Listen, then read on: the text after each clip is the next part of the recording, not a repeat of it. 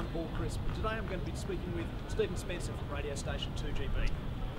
Stephen, could you tell our website viewers a little bit about yourself and what you're doing on the campaign trail? Yep, I'm Stephen Spencer. I'm the political editor at 2GB, Sydney's #1 radio station. We're a news talk station. That's all we do, news and talk and current affairs.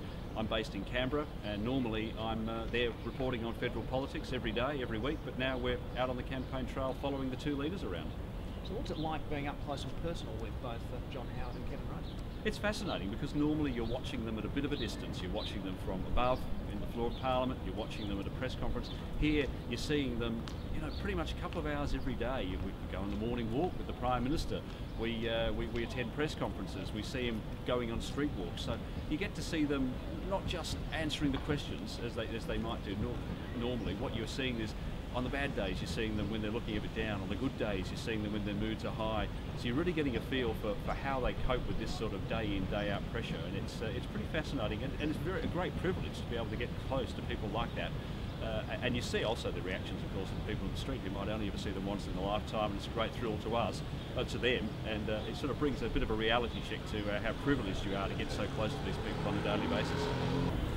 Is broadband a major campaign element this time around, or are there other issues that dominate? Yeah, it's not got much of a run at this point. Now, that may just be because they seem to be doing the weeks in blocks. The Prime Minister this week's doing all health announcements. The week before, it was another issue, and so on. So, and both leaders seem to have a sort of a theme a week, and at this stage it's not been broadband, it's not been telecommunications. Now, either that means it's a sleeper issue at the moment, or they're just waiting for a better time closer to election day to do it. But at this stage, no, we haven't heard an awful lot about it. That aside, how do the campaign teams actually use telecommunications during the campaign? Oh, they've all got BlackBerries. All of the major advisors have got BlackBerries. They've all got laptops with 3G cards in them. It's just, things are instant, and they're all subscribed to each other's mailing list too. So if the opposition leader puts out a press release, the Prime Minister staff are all whipping their BlackBerries out and reading it as it happens, and vice versa. So it's instantaneous. It used to be you could wait hours before finding out what the other side's done. Now, almost as soon as it happens, they're all watching Sky as it goes live to air. They're reading their BlackBerries, and yeah, it's moving at this incredible pace. And I suppose telecommunications helps you in what you do every day. It's fantastic. Look, I'm old enough to remember campaigns we did back in the 80s without mobile phones. It was knocking on people's doors and asking, can we borrow your phone? Queuing up for a phone box. Then we got the first mobile phones, and now with 3G phones and with BlackBerries and laptops and 3G cards, I'm using this phone here to film in the morning. I'm emailing them straight out of the phone back to my radio station, who are putting that film up on the website, sometimes even before the Prime Minister's left the event he's at.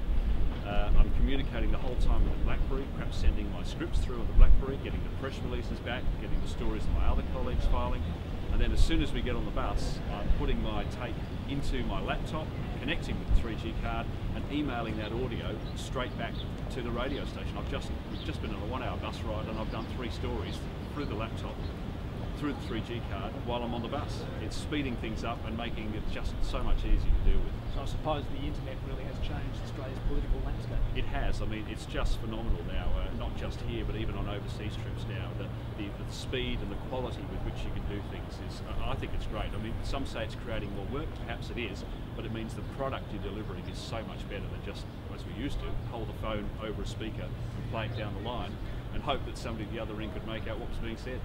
Do you have your own personal favourite gadget? Yes, it's the BlackBerry. It's brilliant. I love it. I love it. I love being in instant contact, and I love being able to find out what's happening and having that sort of communication. It makes my life a lot easier. Maybe it ruins my social life, but I love it. Do you have any last comments about any quirky things that you've seen on the campaign trail this time? Oh, look, little things go wrong. You get the odd person today. We're out in the street and there's people yelling out Kevin 07 as John Howard walks past. You just can't control that.